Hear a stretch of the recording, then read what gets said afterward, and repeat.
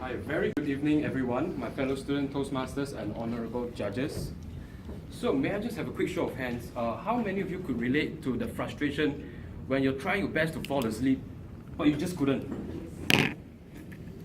It gets even frustrating when you realize that you have to get up early the other morning knowing that it's going to be a long day ahead of you. You know, it's just a bad feeling. So as you could have thought of it, the topic I'm going to bring to you today is about insomnia.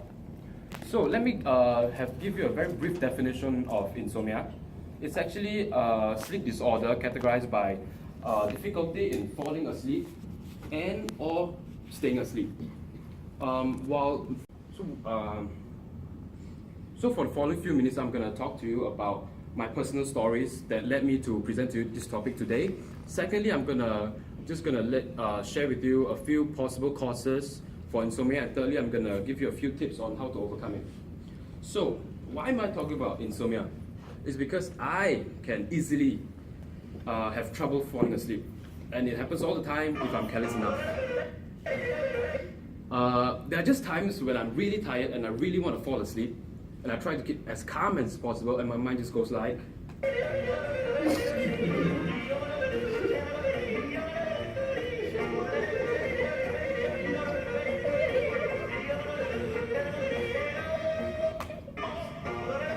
Yeah, so my mind just wouldn't let me sleep. So just about 3 weeks ago, right, I had very bad insomnia for 3 consecutive nights. For the first 2 nights, I got to bed at 12 a.m. and it wasn't until 3 something that I finally get to fall asleep. So for the third night, during the time when I was trying to fall asleep, I kept telling myself, just focus on the breathing. Just focus on the breathing. Just seconds later, my mind floats somewhere else. And I was thinking, it could be because of the stress I'm getting from UOL, and it could be also because I was scrolling on my social media before sleep that the screen actually got my mind active. So for the third night, I actually changed my habit before sleeping. I tried to minimize the activities. I tried to minimize the excitement of the activities.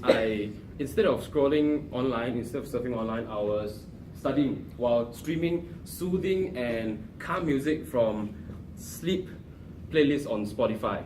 So when I was feeling a bit drowsy, right, so I quickly went to the bed. Surprisingly, I still couldn't sleep. So I was very angry at the time. What's wrong with me? Why can't I just fall asleep? Why can't I just get the sleep that I really want? So I had to trace back to every single thing that I did before sleep all the way to early in the morning. Then I realized, for the past 3 days, I had been drinking coffee instead of tea. I knew that, anyway, that's the coffee I grabbed every day before the 8:30 lecture. So I used to drink tea. So that 3 days I just happened to switch to coffee. I knew that I've been sensitive to caffeine, but not to this extent that a cup of coffee early in the morning, 8:30 a.m. could keep you awake all the way until 3 a.m. That's just insane. So that brought me to the second portion of my speech. So what are the possible causes of insomnia? So as I've just said, consuming caffeine hours before sleep could potentially interfere with your sleep. So actually, coffee and tea, they contain caffeine, which is a stimulant that could keep your mind active. And other than caffeine, right, alcohol and nicotine are also other stimulants that would keep you awake at night and to disturb your sleep. So, so other than that, right, alcohol may help you to fall asleep at an early stage, but it actually potentially will wake you up during the sleep and you may not be able to fall back asleep. So alcohol basically is also a stimulant that you would want to avoid before going to bed. However, this point that I just mentioned, right, would you guys agree with me? It does not apply to everyone. It applies to all of you? No.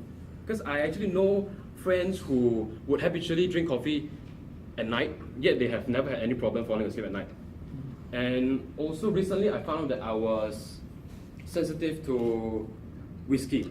It's not that I drink it very often, just that one time I drank and I basically was wide awake the entire night. So I know whiskey in particular. So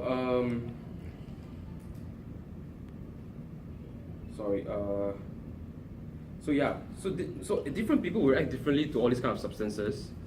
It does not apply to everyone. And secondly, the second cause of insomnia, stress.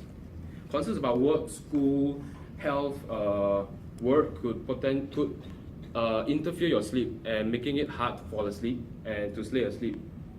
So on the other hand, poor sleeping habits that could disrupt your sleep are irregular bedtime schedules, naps in the afternoon, stimulating activities before bed, and also staring at computers, smartphones, and other kind of screens before you sleep would keep your mind awake, because the blue light that it emits, right, it would trick your mind in a way that it thinks that it's daytime and it would want to stay active, and you wouldn't be able to sleep that way.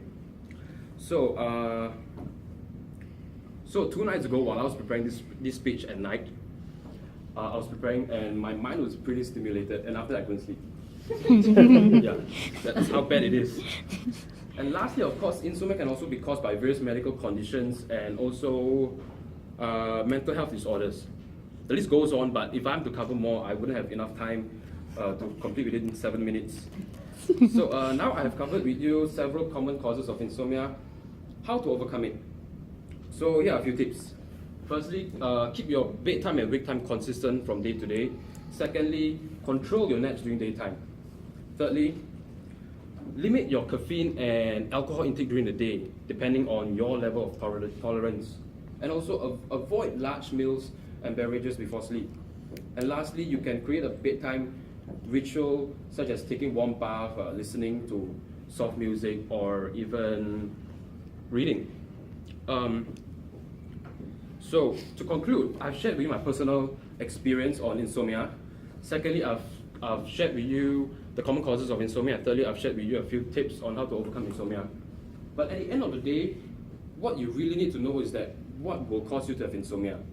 And basically, different people will have different effects from different kind of things. So I would encourage all of you to know your body better, so to serve your body better, to overcome insomnia.